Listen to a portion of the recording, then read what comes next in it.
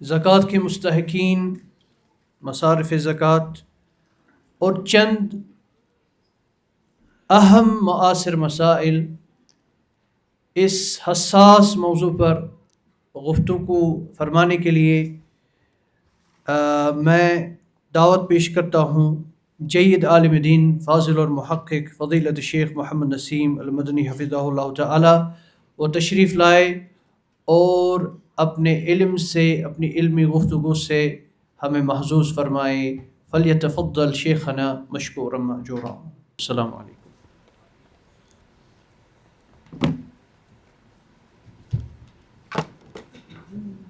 السلام علیکم ورحمۃ اللہ وبرکاتہ۔ بسم اللہ الرحمن الرحیم۔ الحمد للہ رب العالمین، والصلاة والسلام علی نبینا محمد وعلی آلہ وصحبہ اجمعین، اما بعد۔ رب اشرح لی صدری ویسر لی امری واحلل عقدۃ من لسانی یفقہوا قولی۔ اللہم لا سہل الا ما جعلتہ سہلا وانت تجعل الحزن اذا شئت سہلا، اللہم فاجعلہ لنا سہلا۔ معزز علماء کرام، محترم حاضرین دورہ اور خواتین اسلام، جیسا کہ آپ نے سنا کہ میری گفتگو کا عنوان ہے مصارف زکوٰۃ۔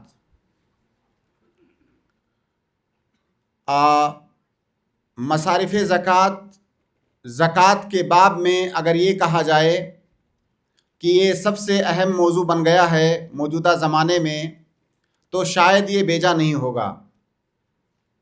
مصارف زکوٰۃ کا مطلب یہ ہوتا ہے کہ ہم نے جب زکوٰۃ نکالی، یہ فریضہ جب ہم نے انجام دیا، تو اب اس کے بعد یہ جو مال زکوٰۃ کی شکل میں نکلا ہے، اس مال کو خرچ کہاں پر کرنا ہے؟ کیونکہ اگر ہم نے زکوٰۃ کو نکال بھی دیا لیکن یہ مال اس کے مستحقین تک نہیں پہنچا، صحیح جگہ پر، صحیح طریقے سے، اسلامی اصولوں کی بنیاد پر، شرعی ضوابط کی بنیاد پر اگر اس مال کو خرچ نہیں کیا گیا تو اس کا خاطر خواہ فائدہ نہیں ہوگا، اور زکوٰۃ کے جو شرعی مقاصد ہیں، ہماری شریعت کا جو مقصود ہے زکوٰۃ سے، وہ مقصود ہرگز پورا نہیں ہوگا۔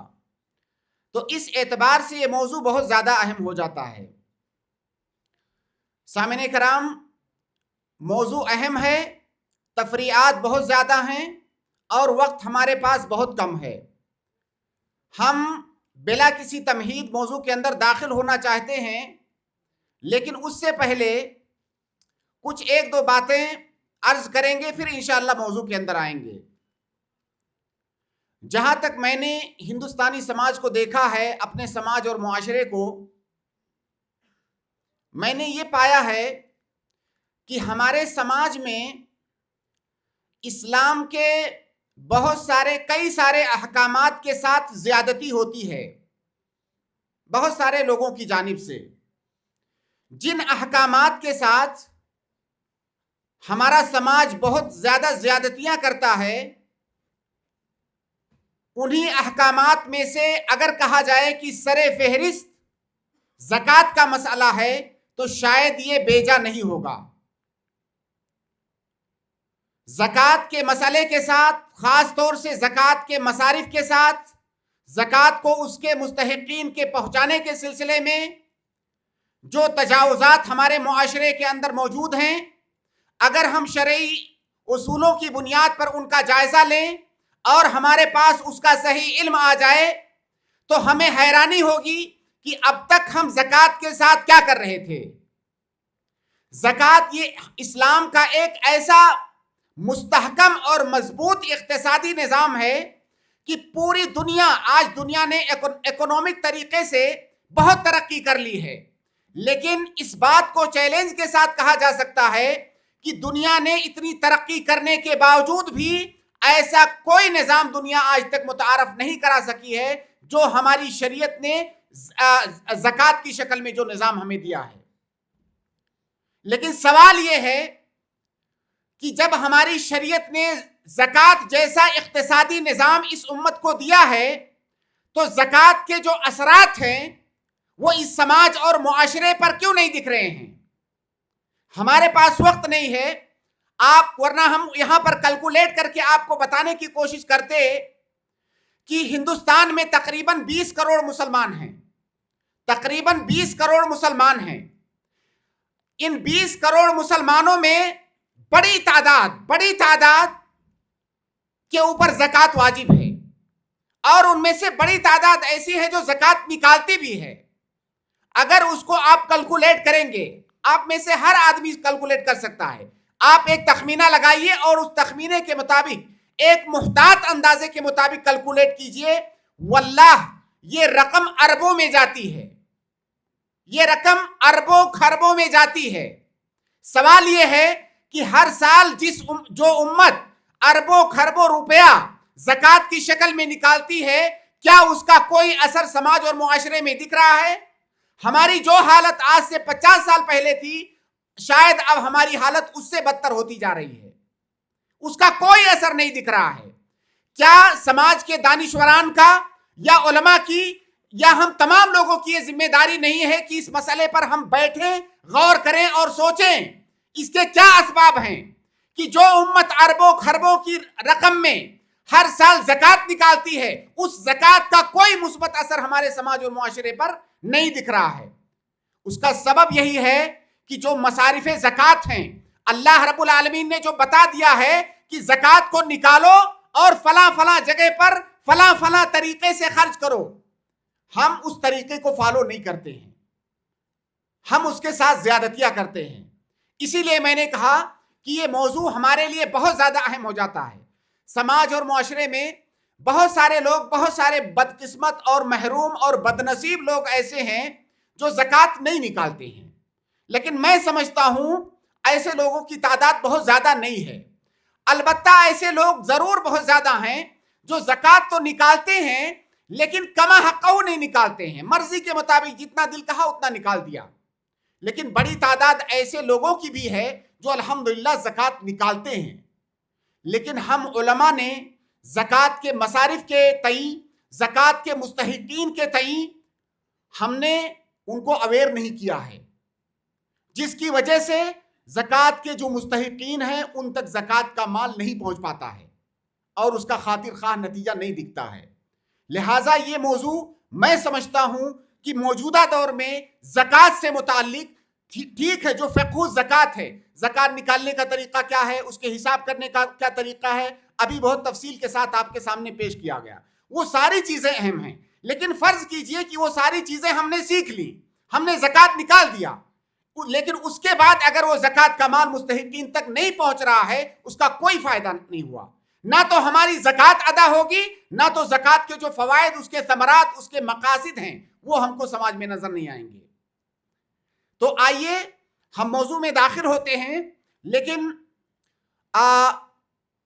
زکوٰۃ کے جو مصارف ہیں ان کی تفصیل میں جانے سے پہلے میں چاہوں گا کہ کچھ اصول ہیں، وہ اصول ہم آپ کے سامنے آسان لفظوں میں، عام فہم زبان میں پیش کر دیں۔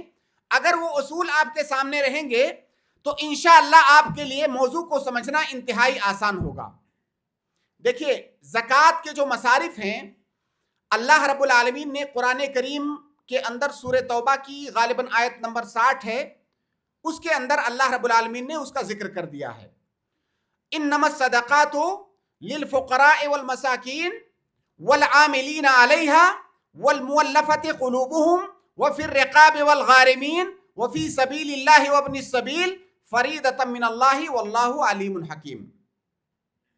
زکوٰۃ نکالنے کے بعد کہاں خرچ کرنا ہے، اللہ رب العالمین نے اس آیت کے اندر اتنی صراحت، اتنی وضاحت کے ساتھ بتا دیا ہے کہ اس کے بعد کسی اور وضاحت کی ضرورت نہیں ہے۔ قرآن کریم کا آپ اگر اسلوب پر غور کریں گے تو قرآن کریم کے اندر بیشتر مسائل آپ کو اجمالی طور سے ملیں گے، ان کی تفصیلات آپ کو احادیث کے اندر ملے گی۔ جیسے قرآن میں ہے نماز پڑھو، نماز کیسے پڑھو قرآن میں آپ کو کہیں نہیں ملے گا، کتنی رکعت پڑھنی ہے، کیسے کیسے پڑھنی ہے، کیا اذکار، کیا دعائیں، قرآن میں اس کی تفصیل نہیں ملے گی۔ اسی طرح سے شریعت کے بیشتر مسائل کا ذکر قرآن کے اندر تفصیل کے ساتھ نہیں آیا ہے۔ صرف چند ایک مسائل ایسے ہیں جن کو اللہ تعالیٰ نے قرآن میں مکمل تفصیل کے ساتھ بیان کر دیا ہے۔ چند ایک مسائل، آپ ایک ہاتھ کی انگلیوں پر گن سکتے ہیں ان مسائل کو۔ اللہ رب العالمین نے جن مسائل کو قرآن میں مکمل تفصیل کے ساتھ بیان کر دیا اور نبی صلی اللہ علیہ وسلم کے لیے اس کو نہیں چھوڑا کہ آپ جا کر کے بیان کرنا، خود بیان کر دیا، انہی مسائل میں سے ایک مسئلہ ہے مصارف زکوٰۃ کا۔ اللہ کے نبی صلی اللہ علیہ وسلم نے اس کی تفصیلات نہیں بیان کی ہیں، اللہ نے قرآن میں خود اس کو تفصیل کے ساتھ بیان کر دیا۔ اسی طرح سے میراث کا مسئلہ آپ دیکھتے ہیں، قرآن کے اندر میراث کے مسائل کو تفصیل سے بیان کر دیا گیا ہے۔ جس طرح سے میراث کے مسئلے کا تعلق مال سے ہے، اسی طرح سے مصارف زکوٰۃ کا تعلق بھی مال سے ہے۔ اور ہم بنی نوع آدم، ہم مال کے سلسلے میں کمزور واقع ہوئے ہیں، جہاں مال دکھا وہیں مائل ہو گئے، ہماری طبیعت وہیں پھسل گئی۔ اللہ رب العالمین اچھی طرح یہ بات جانتا ہے کہ زکوٰۃ کو تقسیم کرنے کے سلسلے میں ہم لوگوں سے زیادتیاں ہوں گی، ہم اس میں اجتہاد کریں گے، اختلاف کریں گے، فلاں عالم نے یہ کہا ہے، فلاں عالم نے یہ کہا ہے، ہم اس کے اندر جائیں گے۔ اس لیے اللہ رب العالمین نے کسی اختلاف کی کوئی گنجائش نہیں چھوڑی۔ یہ لو صاف صاف طریقے سے زکوٰۃ کے یہ 8 مصارف ہیں، یہیں پر اس کو خرچ کرنا، اس کے علاوہ کہیں نہیں۔ اب کسی اجتہاد کی کوئی گنجائش نہیں ہے۔ نبی صلی اللہ علیہ وسلم کی کسی تشریح کی ضرورت اللہ تعالیٰ نے نہیں رکھی کہ نبی آئیں گے اور وضاحت کریں گے کہ اس کا یہ معنی ہے، اس کا یہ معنی ہے۔ اللہ تعالیٰ نے بالکل واضح طور سے بتا دیا۔ تو اس بات کو آپ ذہن میں رکھیں کہ زکوٰۃ کے مصارف کا مسئلہ ان مسائل میں سے ہے جن کی تفصیلات کو اللہ تعالیٰ نے قرآن کے اندر بیان کر دیا، اس میں کسی اجتہاد کی کوئی گنجائش نہیں ہے۔ اب آئیے چند اصولوں پر بات کرتے ہیں، اس کے بعد یہ جو 8 مصارف ہیں باری باری سب پر مختصر انداز میں وقت جتنا اجازت دے گا اس قدر بات کریں گے انشاءاللہ۔ پہلا ایک اصول ہے کہ زکوٰۃ کے مصارف کی تعیین کا تعلق تشریع سے ہے۔ تشریع کا مطلب ہوتا ہے کسی چیز کو شریعت بنانا۔ تشریع کا حق کس کو ہے؟ جو یہاں پر طلبہ موجود ہیں جن کا علم سے تعلق ہے وہ جانتے ہیں کہ تشریع کا حق صرف اللہ رب العالمین کو ہے، یہاں تک کہ اللہ کے نبی کو بھی نہیں ہے۔ اللہ کے نبی صلی اللہ علیہ وسلم مبین اور مبلغ ہیں، اللہ تعالیٰ کی طرف سے حکم آئے گا آپ بیان فرمائیں گے۔ تشریع کا حق صرف اللہ رب العالمین کو ہے۔ اور زکوٰۃ کے مصارف کی تعیین، اس کا تعلق تشریع سے ہے۔ اس کا مطلب کیا ہوا کہ اللہ رب العالمین طے کرے گا کہ زکوٰۃ کے مبلغ کو کہاں کہاں پر خرچ کرنا ہے، جو کہ اللہ رب العالمین نے قرآن کریم کے اندر طے کر دیا ہے۔ دوسرا اصول یہ ہے کہ زکوٰۃ کے مصارف توقیفی ہیں۔ توقیفی کا مطلب یہ ہوتا ہے کہ اگر ہم زکوٰۃ کا کوئی مصرف ثابت کرنا چاہتے ہیں تو اس کے لیے ہمیں دلیل چاہیے۔ اپنی من مرضی سے زکوٰۃ کا کوئی مصرف ہم طے نہیں کر سکتے۔ جس طرح عبادات کے بارے میں کہا جاتا ہے عبادات توقیفی ہیں، زکوٰۃ کے مصارف کا تعلق بھی عبادات سے ہے اور یہ بھی توقیفی ہے۔ ابھی آپ نے ظہر کی نماز پڑھی 4 رکعت، اگر کوئی آ کر کے کہے کہ نہیں نماز بڑی اچھی چیز ہے، آج 5 رکعت پڑھ لیتے ہیں، ہم کہیں گے نہیں، نماز توقیفی ہے، عبادت توقیفی ہے، اگر آپ 5 کہہ رہے ہو دلیل لاؤ۔ تو اسی طرح سے زکوٰۃ کے مصارف توقیفی ہیں، اور یہ جو اصول میں بیان کر رہا ہوں یہ اصول مختلف ہی اصول نہیں ہیں، ان پر تمام علماء کا اجماع ہے۔ زکوٰۃ کے مصارف توقیفی ہیں، اس میں اجتہاد کی کوئی گنجائش نہیں ہے۔ اس کا مطلب کیا ہوا کہ قرآن میں جن مصارف کا ذکر آ گیا ہے اس سے ذرا سا ایک قدم بھی ہم آگے نہیں جا سکتے۔ تیسرا اصول یہ ہے کہ اللہ رب العالمین نے قرآن کریم کی اس آیت کے اندر زکوٰۃ کے مصارف کو حصر کے ساتھ بیان کیا ہے، حصر کے صیغے کے ساتھ۔ حصر کا مطلب ہوتا ہے، آپ انگریزی میں کہہ سکتے ہیں لمیٹیشن، ایسا اسلوب اختیار کرنا کہ آپ اس چیز کا ایک لمٹ طے کر دیں، اس کے آگے نہیں جا سکتے۔ تو اللہ رب العالمین نے قرآن کریم کے اندر کیا کہا؟ انما الصدقات۔ انما یہ عربی کا کلمہ ہے، اس کا معنی یہ حصر کے لیے آتا ہے، یعنی اس کے بعد جن مصارف کا ذکر کیا جا رہا ہے اسی میں محدود ہیں مصارف، اس کے آگے نہیں جا سکتے. تو زکوٰۃ کے مصارف کو اللہ رب العالمین نے انما کے ساتھ صیغہ حصر کے ساتھ ذکر کیا. اس کا مطلب جن 8 مصارف کا ذکر کیا گیا ہے اس کے علاوہ کوئی 9واں مصرف نہیں ہو سکتا. حصر کا 2 مفہوم ہوتا ہے. حصر کا ایک مفہوم ہوتا ہے کہ کسی کچھ چیزوں کو ثابت کرنا، اور دوسرا مفہوم ہوتا ہے دیگر تمام چیزوں کی نفی کر دینا. اب یہ جو 8 چیزیں ہیں ہم انہیں ثابت کریں گے کہ زکوٰۃ کے مستحقین یہی 8 طرح کے لوگ ہیں، اور دوسرا یہ ثابت کریں گے کہ ان 8 طرح کے لوگوں کے علاوہ کوئی اور زکوٰۃ کا مستحق نہیں ہے. یہ حصر کا معنی ہوتا ہے.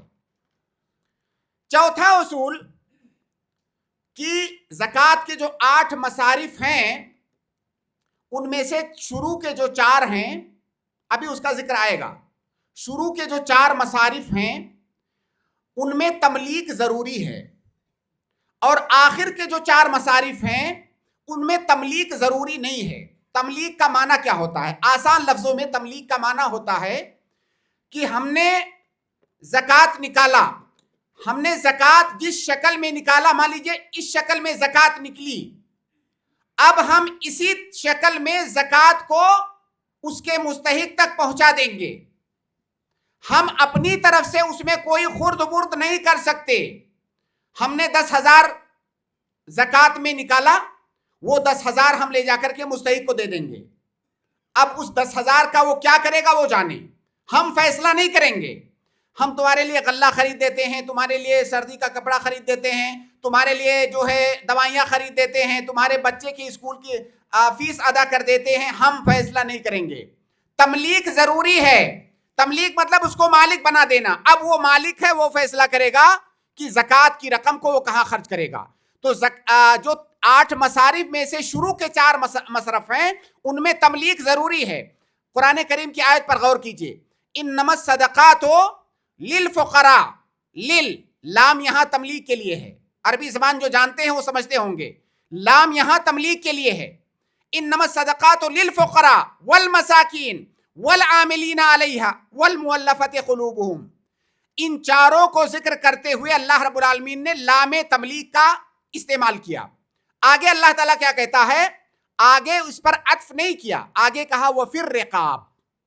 پہلے 4 کو لام کے ساتھ ذکر کیا، آخر کے جو 4 ہیں ان کو کہا وفی الرقاب والغارمین وفی سبیل اللہ وابن السبیل. تو یہ جو اسلوب کی تبدیلی ہے ایسے ہی نہیں ہے، اس کا کوئی معنی ہے.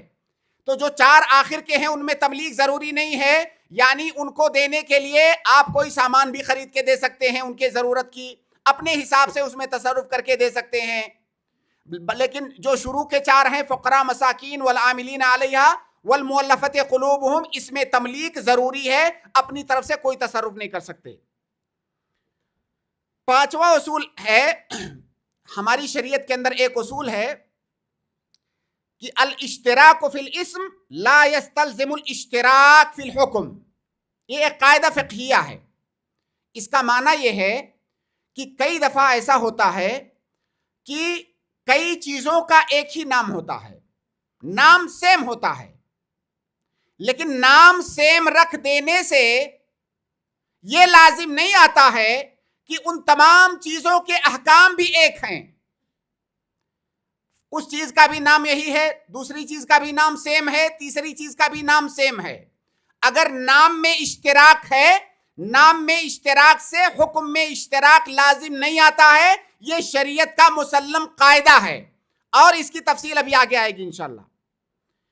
اسی طرح سے 6واں ایک اصول ہے جس کو جاننا یہاں ضروری ہے کہ تقدیم المصالح، تقدیم النصوص علی المصالح.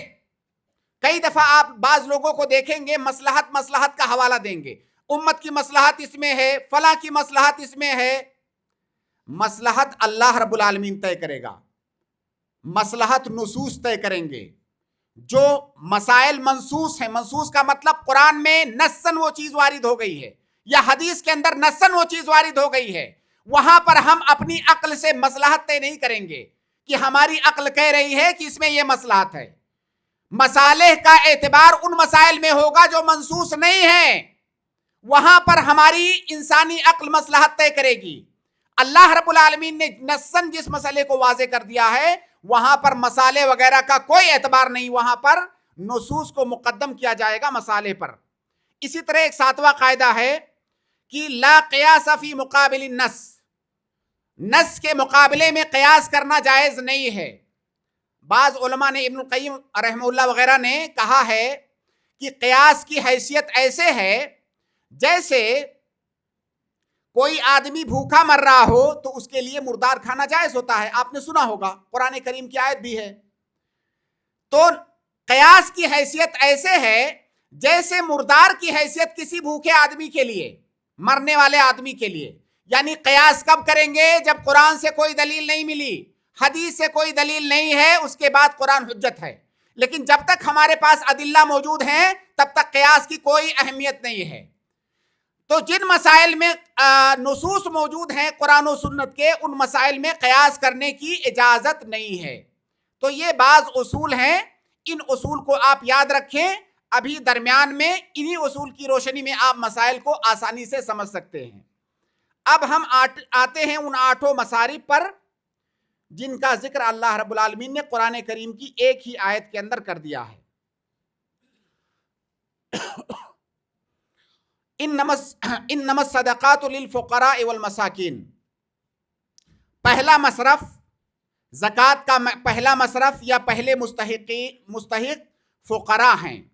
الفقراء یہ نمبر 1، والمساکین نمبر 2۔ سوال یہ ہے کہ فقیر اور مسکین سے کون مراد ہیں؟ کون انسان ہے جس کو ہم فقیر یا مسکین کہیں گے؟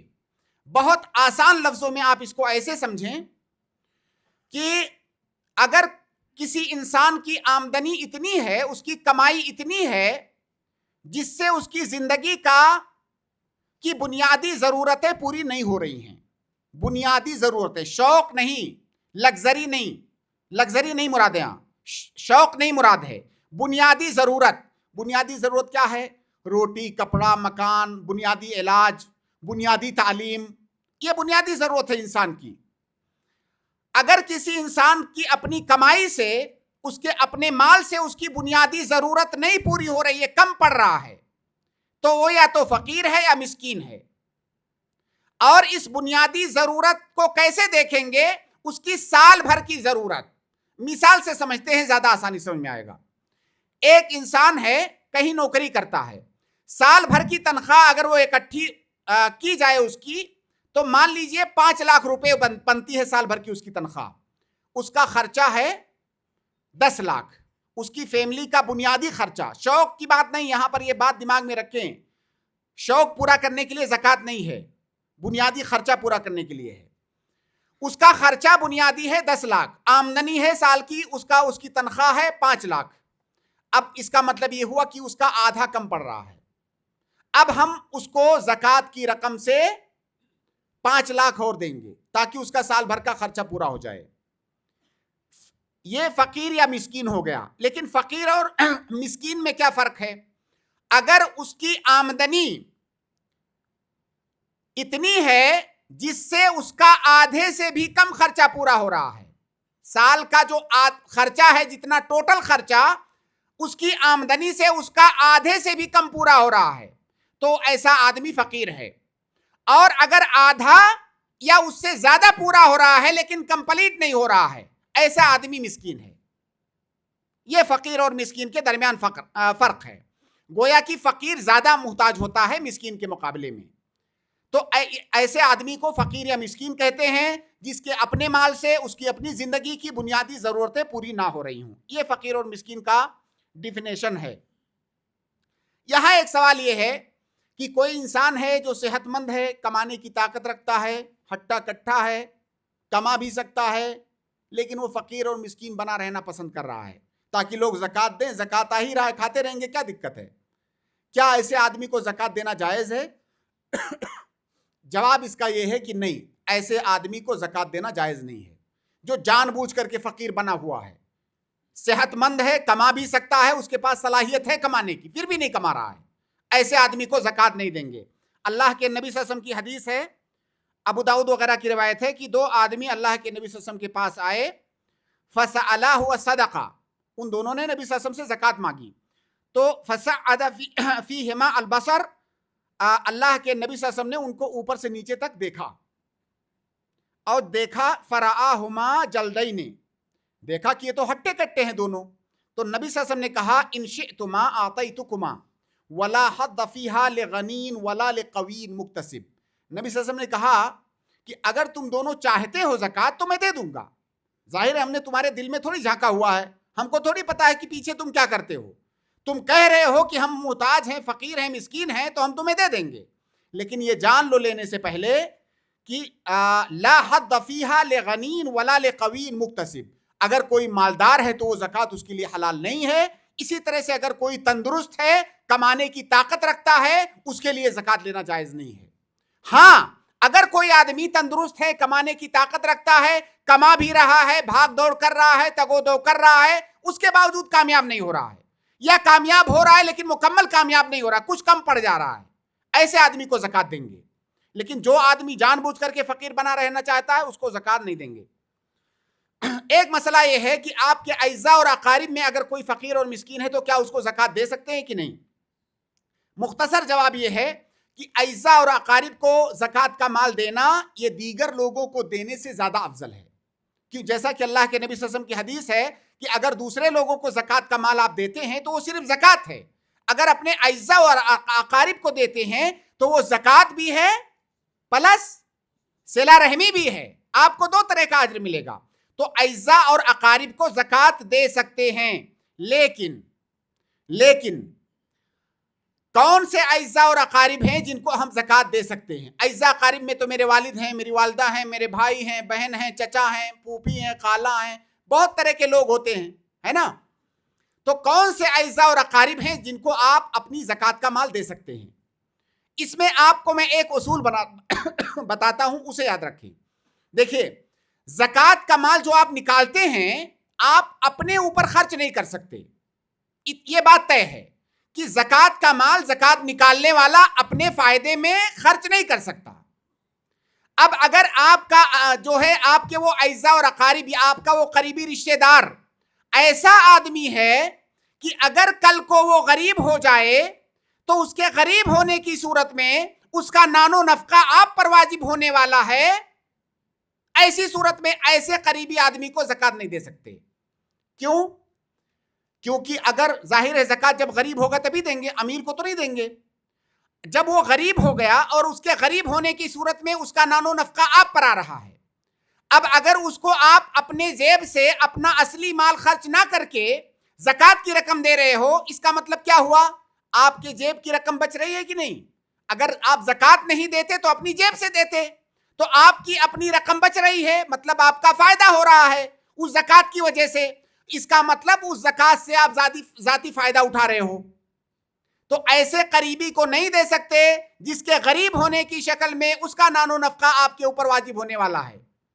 جیسے آپ کے والد صاحب ہیں، اصول اور فروع ایک دوسرے کو زکوٰۃ نہیں دے سکتے۔ جو یہاں طلبہ ہیں وہ اس قاعدے کو یاد کر لیں، اصول اور فروع آپس میں ایک دوسرے کو زکوٰۃ نہیں دے سکتے۔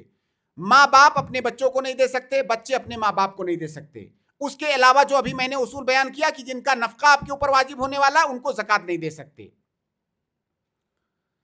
اب ایک سوال بعض لوگوں کے ذہن میں یہ بھی آنا لازمی ہے، اور اگر وہ سمجھ رہے ہوں گے مسئلے کو تو سوال ضروری آئے گا، اور اگر نہیں سمجھ رہے ہوں گے تو یہ سوال ذہن میں نہیں آئے گا کہ وہ کون لوگ ہیں جن کا نفقہ ہمارے اوپر واجب ہوگا، کیونکہ رشتہ دار تو 10 طرح کے ہوتے ہیں، تو کون رشتہ دار ہیں کہ جو غریب ہو جائیں تو ان کا نفقہ ہمارے اوپر واجب ہو جائے گا۔ اس کا بھی ایک اصول ہے۔ اس کا اصول یہ ہے کہ اس رشتہ دار کو آپ دیکھیے جس کے بارے میں جاننا چاہتے ہیں، آپ دیکھیے کہ اگر آج کی تاریخ میں وہ مر جائے، فرض کر لیں کہ آج کی تاریخ میں اس کی وفات ہو جائے، تو کیا میں اس کا وارث بننے والا ہوں کہ نہیں؟ آج کی تاریخ میں اگر آپ اس کے وارث بننے والے ہیں اس کے مرنے پر، اس کا مطلب اگر وہ غریب ہو جاتا ہے آج کی تاریخ میں تو اس کا نفقہ بھی آپ کے اوپر واجب ہو جائے گا، اور اگر آپ اس کے وارث بننے والے نہیں ہیں اس کے مرنے کی شکل میں تو اس کا نفقہ آپ کے اوپر واجب نہیں ہے۔ جیسے مثال سمجھیں، جیسے آپ کا بھائی ہے، آپ کا سگا بھائی ہے، سگا بھائی ہے، اس کے پاس بیوی ہے لیکن بچے نہیں ہیں، یا صرف بچیاں ہیں، والد بھی نہیں ہے، اس کے پاس کوئی بیٹا نرینہ اولاد بھی نہیں ہے، اگر وہ آج کی تاریخ میں مر جائے، وفات ہو جائے اس کی لا قدر اللہ، تو کیا آپ اس کے وارث بنیں گے کہ نہیں؟ جو طلبہ یہاں ہیں وہ بتائیں، بنیں گے کہ نہیں؟ آپ ان کے وارث بنیں گے۔ اس کا مطلب یہ ہوا کہ اگر آج کی تاریخ میں وہ غریب ہو جائے تو آپ اس کو زکوٰۃ نہیں دے سکتے، کیونکہ غریب ہوگا تو آٹومیٹک اس کا نفقہ آپ کے اوپر واجب ہو جائے گا، آپ زکوٰۃ کیوں دو گے؟ اس کے اوپر خرچ کرو۔ اور اگر وہی بھائی اس کے پاس کوئی نرینہ اولاد ہے، اس کے والد موجود ہے، تو کیا اس کے مرنے کی شکل میں آپ اس کے وارث ہوں گے؟ ہاں، نہیں ہوں گے۔ آیت کلالہ سورہ نساء کی آخری آیت، آپ اس کے وارث نہیں ہوں گے۔ تو جب آپ اس کے وارث ہونے والے نہیں ہیں، اس کا مطلب یہ ہے کہ اس کا نفقہ بھی آپ کے اوپر واجب ہونے والا نہیں ہے۔ تو اس اصول کی روشنی میں بہت آسانی کے ساتھ آپ یہ طے کر سکتے ہیں کہ کس کا نفقہ واجب ہے آپ کے اوپر، کس کا واجب نہیں ہے۔ ایک اور مسئلہ ہے، یہاں خواتین بھی موجود ہیں، یہ مسئلہ بھی ضروری ہے کہ مان لیجئے شوہر غریب ہے، فقیر ہے، غریب ہے، مسکین ہے، لیکن اس کی بیوی کے پاس زیورات ہیں، یا زیورات نہیں، ویسے ہی پراپرٹی ہے۔ ایک بات اور یہاں اضافی جان لیں کہ اگر کوئی بیوی مالدار ہے، مان لیجئے ارب پتی ہے، چھوٹا موٹا نہیں، ارب پتی ہے کوئی عورت، اور اس کا شوہر سڑک پہ ہے، مسکین ہے، پھر بھی اس شوہر کے اوپر واجب ہے کہ اپنی اس ارب پتی بیوی کے لیے گھر فراہم کرے، کھانا کپڑا فراہم کرے، اس کا تمام خرچہ فراہم کرے، اور وہ بیوی اپنے پیسے میں سے 1 روپیہ اگر اپنے اوپر نہیں خرچ کرنا چاہتی ہے تو اس کو اختیار ہے۔ یہ عورت کا مقام ہے، ہمارا موضوع یہ نہیں ہے، ورنہ اس پر بھی کافی بات ہو سکتی ہے۔ تو عورت چاہے جتنا امیر ہو، اس کے اوپر واجب نہیں ہے کہ وہ گھر میں خرچ کرے، گھر کی پوری ذمہ داری شوہر کے اوپر ہے۔ اب مان لیجئے شوہر غریب ہے، بیوی امیر ہے، امیر نہیں بھی ہے تو کم سے کم عورتوں کے پاس زیورات ہوتے ہیں، اور وہ بیوی زکوٰۃ نکال رہی ہے، تو کیا اپنی زکوٰۃ کا مال اپنے شوہر کو دے سکتی ہے کہ نہیں دے سکتی ہے؟ یہ مسئلہ بہت زیادہ پیش آتا ہے۔ اس کا جواب یہ ہے کہ بیوی اپنی زکوٰۃ کا مال اپنے فقیر شوہر کو دے سکتی ہے۔ صحیح بخاری کی روایت ہے، صحیحین کی، غالباً صحیحین کی روایت ہے، عبداللہ ابن مسعود رضی اللہ تعالیٰ عنہ کی بیوی جن کا نام زینب تھا، نبی صلی اللہ علیہ وسلم نے جب عورتوں کو صدقہ زکوٰۃ پر ابھارا تو نبی صلی اللہ علیہ وسلم کے پاس آئیں اور انہوں نے کہا کہ میرے پاس زیورات ہیں جن میں زکوٰۃ نکل رہی ہے، تو میرے شوہر عبداللہ ابن مسعود کہہ رہے ہیں کہ تم زکوٰۃ نکال دو، میں فقیر ہوں، مجھے دے دو۔ تو اللہ کے نبی، کیا میں اپنی زکوٰۃ کا مال اپنے فقیر شوہر کو دے دوں؟ کیا وہ صحیح کہہ رہے ہیں؟ تو نبی صلی اللہ علیہ وسلم نے کہا صدق ابن مسعود، ابن مسعود صحیح کہہ رہے ہیں۔ زوجک و ولدک احق من تصدقت به علیہم، تمہارے بچے اور تمہارے اہل و عیال اس بات کے زیادہ حقدار ہیں کہ اپنی زکوٰۃ، اپنا صدقہ ان کو دو۔ تو اس میں اور تفصیلات ہیں، اس میں ہم نہیں جانا چاہتے ہیں، وقت نکل رہا ہے۔ خلاصہ یہ ہے کہ بیوی اپنی زکوٰۃ کا مال اپنے فقیر شوہر کو دے سکتی ہے۔ کچھ لوگوں کے ذہن میں یہ سوال آ سکتا ہے، خاص طور سے طلباء کے، کہ ابھی تھوڑی دیر پہلے ہم نے کہا کہ اپنی زکوٰۃ کے مال سے آپ خود فائدہ نہیں اٹھا سکتے۔ اب جب وہ اپنے شوہر کو دے گی تو شوہر ظاہر خرچ کرے گا، گھر کے اندر خرچ کرے گا، بیوی بچوں پر خرچ کرے گا، تو پھر وہی مال وہ کھائے گی، تو کیا وہ فائدہ نہیں اٹھا رہی ہے؟ یہ سوال آ سکتا ہے ذہن میں۔ اس کا جواب یہ ہے کہ نہیں، جب مال کی حیثیت بدل جاتی ہے تو اس کا حکم بدل جاتا ہے۔ مال جب اس نے شوہر کو دیا تو وہ زکوٰۃ ہے، شوہر کے پاس چلا گیا وہ مال، اب وہ شوہر خرچ کر رہا ہے بیوی پر تو نفقہ ہے، اس کی حیثیت بدل گئی۔ اور اس کی بہت ساری دلیلیں ہیں شریعت میں، اس کی بہت ساری، اللہ کے نبی صلی اللہ علیہ وسلم کی احادیث کے اندر ہے کہ مال کی حیثیت یا اس کے آنے کا طریقہ بدلنے کی وجہ سے مال کی حیثیت بدل جاتی ہے، اور حیثیت بدلنے کی وجہ سے مال کا حکم بدل جاتا ہے۔ لہٰذا وہ اپنے شوہر کو واجبی زکوٰۃ بھی دے سکتی ہے، نفلی صدقہ بھی دے سکتی ہے، اور دینا بھی چاہیے۔ بلکہ عورتوں کو چاہیے، ان کے اوپر واجب تو نہیں ہے، جیسے میں نے اصل حکم بیان کر دیا کہ وہ کروڑ پتی ہے، پھر بھی واجب نہیں ہے کہ گھر میں خرچ کرے، لیکن حسن معاشرت اور حسن سلوک یہ ہے کہ وہ اگر شوہر پریشان ہے تو ایسا نہیں کہ میں نے جو ہے دورہ کے اندر سنا تھا مولانا سے، کہہ رہے تھے نہیں خرچ نہیں کرنا ہے تو ہم نہیں کریں گے۔ اگر آپ کریں گے تو آپ کو اجر ملے گا. آپ کے شوہر سے زیادہ آپ کے مال کا کون مستحق ہے؟ آپ کے حسن سلوک کا اس سے زیادہ کون مستحق ہے؟ وہ شوہر جو پوری زندگی آپ پر خرچ کر رہا ہے. اگر کبھی پریشانی کا وقت آیا اس کے اوپر تو آپ کا بھی اخلاقی فریضہ بنتا ہے کہ آپ بھی آگے بڑھ کے ان کی مدد کریں, لیکن شرعی طور سے آپ کے اوپر واجب نہیں ہے. ایک مسئلہ یہاں پر اور بھی بیان کر دیں جو کہ اس سے تعلق نہیں ہے اس کا. اگر عورت کے پاس زیورات ہیں, اس میں زکوٰۃ واجب ہے, تو شوہر کے اوپر واجب نہیں کہ اس کے زیور کی زکوٰۃ نکالے. سکے کا دونوں رخ سامنے آنا چاہیے. اگر عورت کے پاس زیورات ہیں, چاہے جتنا زیورات, چاہے جتنی زکوٰۃ نکل رہی ہے, شوہر کے اوپر واجب نہیں ہے کہ اس کے زیورات کی زکوٰۃ نکالے. اگر نکال رہا ہے تو اس کی طرف سے احسان ہے, اسے انشاءاللہ اجر ملے گا, لیکن اس پر واجب نہیں ہے. اور اگلے سوال کی طرف بڑھتے ہیں کہ یہ فقراء اور مساکین کو کتنی زکوٰۃ دیں گے. اس کا جواب شاید آپ کو سمجھ میں پہلے آ گیا ہو کہ فقیر اور مسکین کو ہم زکوٰۃ میں سے اتنی دیں گے جس سے اس کا 1 سال کا خرچہ پورا ہو جائے. 50,000 اس کے پاس موجود ہے, خرچہ اس کا ہے 1 لاکھ سال کا, اس کا مطلب ہم اس کو 50,000 دیں گے, اس سے زیادہ نہیں. کیونکہ یہ قاعدہ ہے کہ من استحق شیئا لوصف اوتي بقدر ذلك الوصف. طلبہ اس قاعدے کو یاد کر لیں. من استحق شیئا لوصف اوتي بقدر ذلك الوصف. اگر کوئی انسان کسی چیز کا مستحق ہو رہا ہے کسی وصف کی بنیاد پر, تو اس کا استحقاق کتنا ہوگا؟ اسی وصف کے بقدر ہوگا. ہم فقیر کو زکوٰۃ کیوں دے رہے ہیں؟ اس کے اندر کون سی صفت پائی جا رہی ہے کہ اس کو ہم زکوٰۃ دے رہے ہیں؟ فقر کی صفت پائی جا رہی ہے, تو اس کے فقر کے بقدر ہی اس کو زکوٰۃ دیں گے, اس سے زیادہ نہیں دیں گے. یہ قاعدہ آپ کو کئی سارے ابواب میں طلبہ کو کام آئے گا. اسی طرح سے ایک مسئلہ ہے کہ فقراء, ہم نے شروع میں بتایا کہ جو 4 شروع کے مصارف ہیں ان میں تملیغ ضروری ہے. فقیر اور مسکین کو اگر آپ زکوٰۃ دے رہے ہیں تو تملیغ ضروری ہے. اپنے یہاں یہ بیماری عام ہو چکی ہے. اتنا سوال آتا ہے میرے پاس اس بارے میں سن کے تھک گیا ہوں. ہمارے گاؤں میں ایک کہیں گے ہمارے یہاں ایک بیت المال ہے, ایک تنظیم ہے, ہم زکوٰۃ کو جمع کرتے ہیں اور پورے سال ایک ایک قطرہ غریب کے منہ میں ٹپکاتے ہیں بھکاریوں کی طرح سے, تاکہ ہمارے دروازے پر آ کر کے روزانہ وہ ہاتھ پھیلائے رہے. کیا یہ صحیح ہے؟ غلط ہے. آپ کو کوئی ایک عالم دنیا کے اندر نہیں ملے گا جو کہے کہ یہ صحیح ہے. مجھے نہیں سمجھ میں آتا ہے کہ ہندوستان میں آیا کہاں سے, اور علماء کو بھی معلوم ہے. یہ جو بیت المال اور یہ جو تنظیمیں چلا رہے ہیں ان کو بھی پتا ہے, لیکن وہ کیوں بتائیں گے؟ کیونکہ وہ تنظیمیں وہی چلا رہے ہیں. ان کو اس مال پر جیسے سانپ کنڈلی مار کے بیٹھ جاتا ہے, وہ کنڈلی مار کے اس پہ بیٹھے رہیں گے پورے سال, تاکہ وہ فقیر اور مسکین ہر مہینے آ کر کے ہاتھ پھیلائے اور تھوڑا تھوڑا اس کو بھیک کی طرح دو.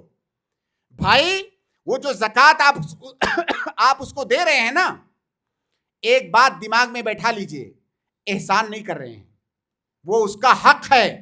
اور یہ حق کس نے بنایا ہے؟ یہ حق اللہ نے بنایا ہے. آپ اپنے مال سے جو زکوٰۃ نکال رہے ہیں, نکلنے کے بعد وہ مال آپ کا نہیں ہے, وہ اس فقیر اور مسکین کا ہے جو آپ کے پاس بطور امانت رکھا ہوا ہے. یہ بات دماغ میں بٹھا لیجئے. اس طریقے سے مت دیجئے کہ آپ اس کے اوپر کوئی احسان کر رہے ہیں. بالکل احسان نہیں کر رہے ہیں. آپ کے گھر میں رکھا ہوا مال جیسے آپ کا ہے, اسی طرح زکوٰۃ کا مال اس فقیر اور مسکین کا حق ہے, اور یہ حق اللہ تعالیٰ نے بنایا ہے. تو اگر زکوٰۃ کا مال نکالتے ہیں آپ, نکالنے کے بعد اس کو رکھے رہتے ہیں, تھوڑا تھوڑا کر کے بانٹیں گے تاکہ ہر مہینے ہم اس پر تھوڑا تھوڑا احسان کرتے رہیں اور ہمارے انگوٹھے کے نیچے وہ دبا رہے. یہ ظلم ہے, زیادتی ہے, ناجائز ہے. اسی طرح کچھ لوگ کیا کرتے ہیں, بہت ساری تنظیمیں بیت المال, غور سے اس کو سن لیں, سمجھ لیں, میں اختلافی مسئلہ بیان نہیں کر رہا ہوں, یہ متفق علیہ اور مجمع علیہ مسئلہ بیان کر رہا ہوں. بہت سارے لوگ کیا کرتے ہیں, زکوٰۃ کا مال اکٹھا کریں گے, ان کے پاس تنظیم ہے, اس کے بعد راشن کٹ بنائیں گے اور ایک بہترین سا کیمرہ مین ہائر کریں گے اور اس کو جو ہے گھر گھر جا کر کے بانٹیں گے اور اس فقیر اور مسکین کی تصویر کھینچیں گے راشن بانٹتے ہوئے. ایسے لگ رہا ہے ابا جان کے گھر سے لا کے وہ بانٹ رہے ہیں. ہاں, اصل میں مسئلہ اتنا گمبھیر ہے اور صورتحال اتنی خطرناک ہو چکی ہے کہ نہ چاہتے ہوئے بھی الفاظ سخت ہو جا رہے ہیں. میں نے شروع میں بتایا آپ کو کہ جو 4 مصارف ہے شروع کے ان میں تملیک ضروری ہے. وہ اصول میں نے شروع میں آپ کو اسی لیے بتائے. اگر فقیر اور مسکین کو آپ زکات دے رہے ہیں تو روپے کی شکل میں اگر زکات نکلی ہے تو روپے کی شکل میں دینا ہے. غلے کی شکل میں زکات نکلی ہے تو غلے کی شکل میں دینا ہے. تملیک کا معنی یہی ہے. آپ اس میں تصرف نہیں کر سکتے, اپنی طرف سے خرد برد نہیں کر سکتے. کیوں؟ اس لیے کہ وہ آپ کا مال نہیں ہے. شریعت کا عام قاعدہ ہے کہ جو آپ کا مال نہیں ہے آپ اس میں اپنی جانب سے تصرف نہیں کر سکتے. جس کا مال ہے اس کی اجازت ضروری ہے. آپ کون ہوتے ہیں طے کرنے والے کہ وہ اس سے غلہ خریدے گا, کپڑا خریدے گا کہ علاج کروائے گا؟ وہ اس کا مال ہے, وہ طے کرے گا کہ وہ اس کو کیا کرے گا. اس لیے جس شکل میں زکات نکلی ہے اسی شکل میں آپ اس کے پاس پہنچا دیں, وہ آدمی طے کرے گا کہ اس کا کیا کرے گا. 2 صورتیں ایسی ہیں جن میں آپ زکات کے اس مال سے کچھ خرید کر کے فقیر اور مسکین کو دے سکتے ہیں. 2 صورتیں ہیں. پہلی صورت یہ ہے کہ اگر آپ کو لگتا ہے کہ پیسے کی شکل میں ہم نے اس فقیر کو پیسہ دے دیا, زکات دے دیا, تو وہ ضائع ہو جائے گا, ضائع کر دے گا. جیسے ابھی تھوڑے دنوں پہلے ایک سوال آیا تھا میرے پاس کہ ایک خاندان ہے, اس کا جو گارجین ہے وہ شرابی ہے, شراب پیتا ہے. اگر ہم اس کو زکات دیتے ہیں جا کے شراب پی لے گا اور غلط کاموں میں خرچ کر دے گا. اس کے گھر میں بھوکے بیوی اور بچے ہیں, ان کو کوئی فائدہ نہیں ملے گا اس کا. تو ہم کیا کریں؟ اس صورتحال کو فقہا نے ذکر کر دیا ہے پہلے ہی کہ اگر زکات کا مال ضائع ہونے کا اندیشہ ہے اس طرح کی چیزوں کی وجہ سے, تو ایسی صورت میں آپ کوئی ایسا سامان خرید کے اس گھر میں دیجئے جس سے ان لوگوں کو فائدہ ہو جائے, ان کی ضرورت پوری ہو جائے. کیوں؟ کیونکہ زکات کے مال کو ضائع ہونے سے بچانا یہ بہت بڑی مصلحت ہے. یہ ساری باتیں ہم کیوں کر رہے ہیں؟ اسی لیے نا کہ زکات کے مال کی حفاظت کی جائے. تو زکات کے مال کی حفاظت جس میں ہے وہاں پہ آپ کر سکتے ہیں ایسا. دوسری شکل یہ ہے کہ آپ فقیر کو زکات کا مال دینے گئے, اس نے کہا ایسا بھیا کہ مجھے آپ پیسہ مت دیجئے, میرے لیے غلہ خرید لائیے یا میرے لیے پرچی لیجئے, میرے لیے کچھ دوائیاں خرید لائیے. اب ایسی صورت میں اس کی تکلیف کیا ہوگی؟ فقہی تکلیف طلبہ بتائیں. اس کی فقہی تکلیف یہ ہوگی کہ اس فقیر اور مسکین نے آپ کو اپنا وکیل بنا دیا, اس نے آپ کو اپنا وکیل بنا دیا. اور قاعدہ ہے کہ الوکیلو کالاصیل, جیسے اصیل آدمی تصرف کر سکتا ہے اپنے مال میں اسی طرح سے اس کا وکیل بھی تصرف کر سکتا ہے. جب اس نے وکیل بنا دیا, اجازت دے دیا, تو جتنی اجازت اس نے دی ہے اتنا تصرف آپ کر سکتے ہیں. تو صرف یہ 2 صورتیں بچتی ہیں جس میں آپ زکات کے پیسے سے کوئی سامان خرید کر کے فقیر اور مسکین کو دے سکتے ہیں. باقی اپنی مرضی سے یہ جو جمعیات والے, تنظیموں والے, بیت المال والے جو کرتے ہیں یہ سراسر ناجائز ہے. اور اگر یہ بات ہو سکتا ہے آپ کو پہلے نہ معلوم رہی ہو یا کئی سارے لوگوں کو, آج کے بعد جب یہ بات آپ کو معلوم ہو گئی ہے, اگر اس کے بعد ایسے لوگوں کو اپنی زکات کا مال دیتے ہیں تو اس گناہ میں, اس زیادتی میں, اس ظلم میں آپ بھی شریک ہیں. اس کے آگے ایک مسئلہ ہے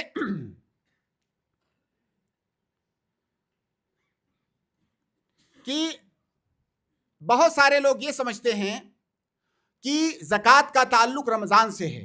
کہتے ہیں رمضان آ گیا چلو زکات نکالتے ہیں. بھائی کہیں دور دور تک زکات کا تعلق رمضان سے نہیں ہے, کوئی تعلق نہیں ہے رمضان سے. زکات کا تعلق جیسا کہ ابھی پہلے محاضرے میں آپ نے سنا, اس کا تعلق حولان حول سے ہے. کچھ اموال ایسے ہیں جن میں حولان حول شرط نہیں ہے, وہ بھی آپ نے سنا. بیشتر اموال میں حولان حول شرط ہے. تو زکات کا تعلق اس بات سے ہے کہ آپ کے مال کا سال کب کمپلیٹ ہو رہا ہے, اس کا تعلق رمضان سے نہیں ہے. مان لیجئے شعبان کے مہینے میں آپ کا سال کمپلیٹ ہو رہا ہے, آپ سوچ رہے ہیں چلو یار 1 مہینے بعد رمضان ہے, رمضان میں سیدھا نکالیں گے. آپ نے گناہ کیا, آپ کو اب صرف زکات نہیں نکالنی ہے, زکات نکالنے کے ساتھ ساتھ یہ جو آپ نے ڈیلے کیا ہے اس کے لیے توبہ بھی کرنی ہے, کیونکہ آپ نے گناہ کیا ہے. تو زکات کا تعلق رمضان سے نہیں ہے. زکات جب واجب ہو گئی اس کو آپ ڈیلے نہیں کر سکتے, صرف ایک صورت میں ڈیلے کر سکتے ہیں. جیسے آپ کے پاس سامان تجارت ہے, یا مان لیجیے عورتوں کے پاس زیورات ہیں, زیور میں زکات واجب ہوئی, سال کمپلیٹ ہوا, لیکن ابھی اس کے پاس کیش نہیں ہے. شوہر جو ہے دینے کے لیے تیار نہیں ہے, کیونکہ اس نے یہاں دورہ میں شیخ کا محاضرہ سن لیا تھا کہ شوہر کے اوپر زیور کی زکات نکالنا واجب نہیں ہے. شوہر کہہ رہا ہے کہ ہم نہیں دیں گے, اور عورت کے پاس کیش نہیں ہے, کہاں سے بیچاری نکالے گی؟ ہم اس کو کہیں گے کہ جب تک یا تو آپ اسی زیور میں سے تھوڑا سا کچھ بیچ دیجئے، لیکن ایک مان لیجئے زیور ہے 100 گرام کا، اب اس کو توڑوائے گی تو زیور خراب ہو جائے گا، تو ہم اس کو کہیں گے تم اتنا انتظار کر لو کہ کہیں سے پیسے کا انتظام ہو جائے، اتنا ڈیلے کرنا آپ کے لیے جائز ہے، یا کہیں سے ادھار لے کے نکال دو۔ تو بہرحال اگر عذر قاہر ہو کسی کے پاس تو وہ ڈیلے کر سکتا ہے، لیکن ایسے ہی یوں ہی من مرضی وہ ڈیلے کرے، ایسا کرنا یہ جائز نہیں ہے۔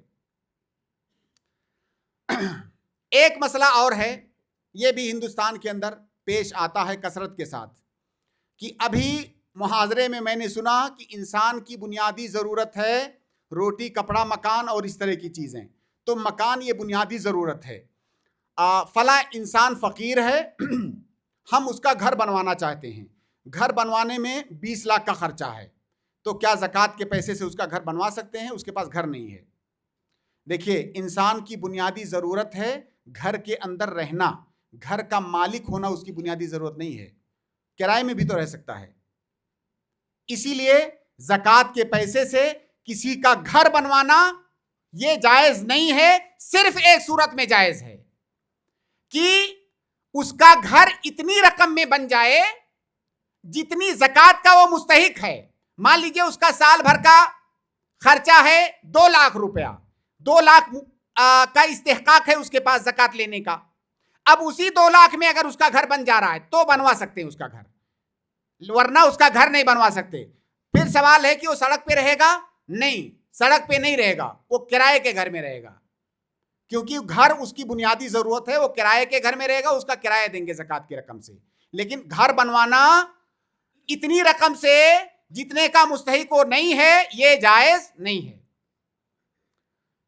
اسی طرح سے زکوٰۃ کی رقم سے رفاہ عامہ والے کام کرنا، کہیں پہ کنواں کھدوا دینا، نل لگوا دینا، سڑک بنوا دینا، بہت سارے لوگ کہتے ہیں کہ بڑا اچھا کام ہے رفاہ عامہ، سارے لوگ فائدہ اٹھائیں گے۔ بھائی، رفاہ عامہ کا کام کرنے کا ذکر قرآن کریم کے اندر نہیں ہے، یہ زکوٰۃ کے مصارف میں سے نہیں ہے۔ تو اگر کوئی آدمی اپنی زکوٰۃ کی رقم رفاہ عامہ میں لگا رہا ہے تو اس کی زکوٰۃ ادا نہیں ہوگی۔ غور سے سن لے، ٹھیک سے سمجھ لے کہ اس کی زکوٰۃ ادا نہیں ہوگی۔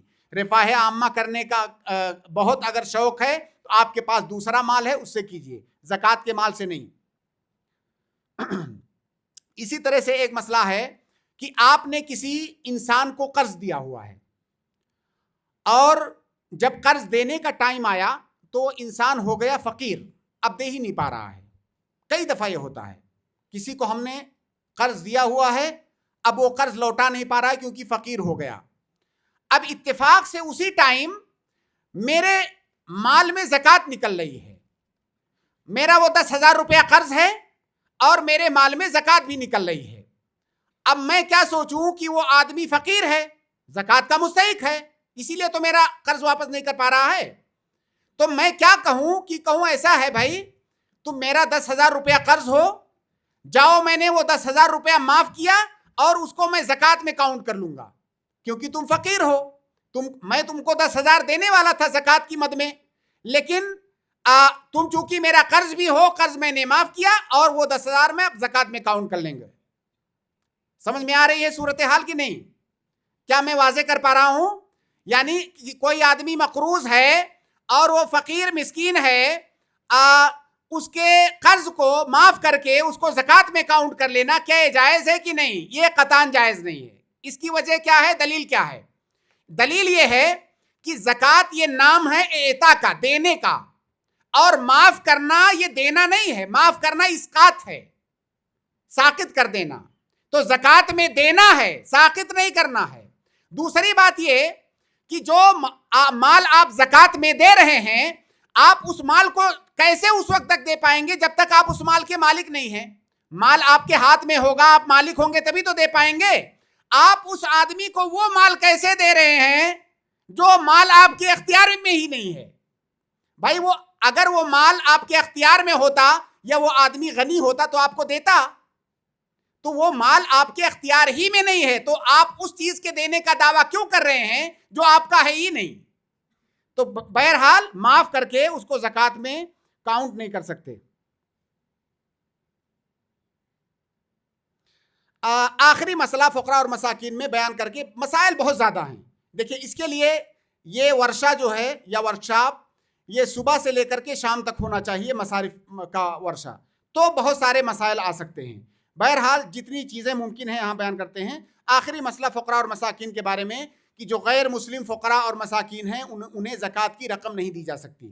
اگر آپ دینا چاہتے ہیں، فقیر اور مسکین کوئی غیر مسلم ہے تو بے شک اس کی مدد کرنی چاہیے۔ ہماری شریعت، ہمارا اسلام اس پر ہمیں ابھارتا ہے۔ اللہ کے نبی صلی اللہ علیہ وسلم کی حدیث ہے فی کل کبد رطب صدقہ، کسی بھی جاندار کی ہم مدد کر رہے ہیں اور اس کے ساتھ رحم دلی کا معاملہ کر رہے ہیں تو یہ صدقہ ہے، جس میں غیر مسلم بھی آتا ہے۔ تو غیر مسلم کو آپ مال دیجئے، مدد کیجئے، لیکن زکوٰۃ سے نہیں دے سکتے، آپ اس کو نفلی صدقہ دیجئے۔ اب ہم دوسرے مصرف پر تیسرے پر آتے، یہ دو ہو گئے، انما الصدقات للفقراء والمساکین، دو مصارف ہو گئے۔ تیسرا مصرف والعاملین علیہا، تیسرا مصرف ہے زکوٰۃ کا والعاملین علیہا۔ والعاملین علیہا سے کیا مراد ہے؟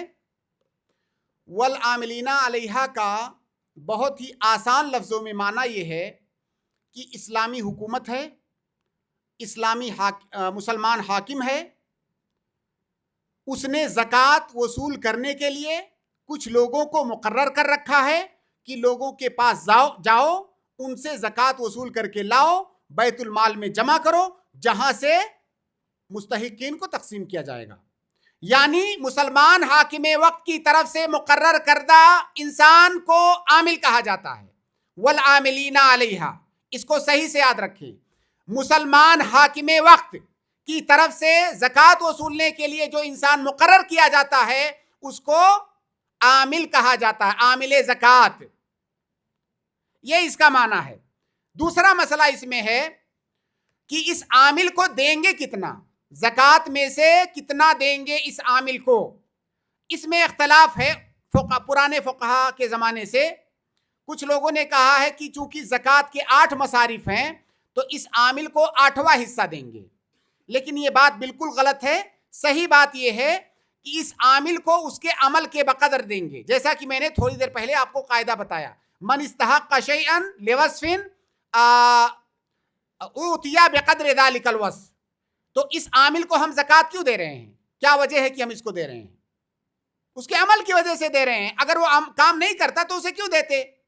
تو اس عامل کو ہم اس کے عمل کی وجہ سے زکوٰۃ دے رہے ہیں، لہذا زکوٰۃ کتنی دیں گے؟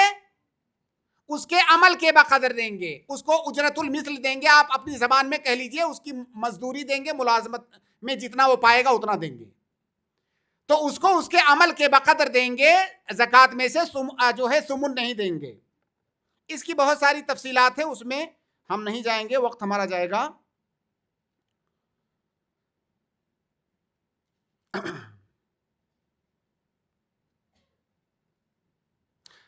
اگر کوئی عامل زکوٰۃ، ایسا بھی ہو سکتا ہے کہ عامل زکوٰۃ فقیر اور مسکین ہے۔ اگر عامل زکوٰۃ فقیر اور مسکین ہے تو گویا کہ اس کے اندر 2 چیزیں پائی گئیں، ایک تو وہ کام کر رہا ہے، اس کے کام کی وجہ سے اس کے کام کے بقدر اس کو زکوٰۃ سے دیں گے، دوسرا وہ فقیر اور مسکین ہے، اب اس کو جتنے رقم کی ضرورت ہے سال پورا کرنے کے لیے اتنی رقم الگ سے اس کو اور بھی دیں گے، تو گویا کہ وہ 2 طرف سے زکوٰۃ پا سکتا ہے اگر کوئی فقیر اور مسکین ہے تو۔ اب یہاں پہ جو سب سے اہم سوال ہے وہ آتا ہے، اب وہ سوال یہ ہے کہ ہم نے عامل کا ڈیفینیشن بتایا جو کہ میں نے نہیں بتایا، 14 صدیوں سے سارے مفسرین، 14 صدیوں کے مفسرین نے بتایا ہے، میں نے صرف نقل کیا ہے۔ صحابہ کے زمانے سے لے کر کے اب تک کے تمام مفسرین نے بلا استثناء، مجھے کہیں نہیں ملا، جتنی تفسیر کی کتابوں کو ہم نے کھنگالا اس آیت کی تفسیر میں، اس کے علاوہ اور کوئی تفسیر نہیں ملی صحابہ کرام کے زمانے سے لے کر اب تک، کہ عامل وہ ہے جس کو مسلمان حاکم زکوٰۃ وصولنے کے لیے مقرر کرے، اس کو اپنا والی بنائے زکوٰۃ وصولنے کے لیے، وہ عامل ہے۔ ٹھیک ہے؟ اب یہاں سوال یہ ہے کہ ہمارے یہاں تو کوئی اسلامی حکومت ہے نہیں ہندوستان میں، ہم ہندوستان کے پیمانے پر بات کرتے ہیں اس وقت، ہمارے یہاں کوئی اسلامی حکومت نہیں ہے، کوئی مسلم حکمران نہیں ہے۔ اب اگر ایسی صورتحال میں کوئی انسان بیت المال کھول لیتا ہے یا کوئی تنظیم کھول لیتا ہے یا ایسے ہی کوئی آدمی فردی طور پر، انفرادی طور سے جا کر کے زکوٰۃ کا مال وصول کرتا ہے رضاکارانہ طور پر. اس کے اندر جذبہ ہے دین کی خدمت کرنے کا. رضاکارانہ طور پر کہتا ہے کہ بھائی میں زکوٰۃ کا مال وصول کروں گا اور مستحقین تک پہنچاؤں گا. کیا ایسے آدمی کو عامل کہا جائے گا کہ نہیں؟ کیونکہ